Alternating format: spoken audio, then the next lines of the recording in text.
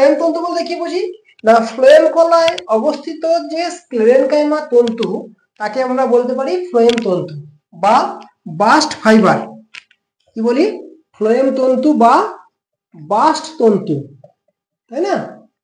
Phloem কলায় অবস্থিত যে স্ক্লেরেনকাইমা তন্তু তাকে আমরা বলতে পারি ফ্লোয়েম তন্তু বা বাস্ট তন্তু। তাহলে এর বৈশিষ্ট্য কি?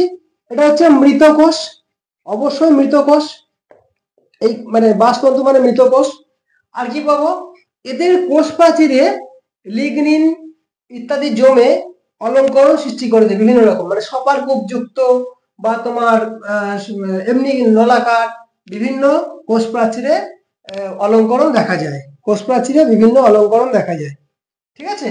আর এগুলো হচ্ছে খুব দৃঢ় প্রকৃতির। আমরা যদি উদাহরণ দিই, যেমন পাট, শোল ইত্যাদি যে তন্তুগুলো পাই না, ওইগুলো হচ্ছে আমাদের বাস্ট তন্তু বা বাস্ট ফাইবার, ঠিক আছে? তাহলে এর কাজ হচ্ছে খাদ্য পরিবহনের সঙ্গে সঙ্গে উদ্ভিদের দৃঢ়তা প্রদান করে থাকে। কাজটা কি বলবো?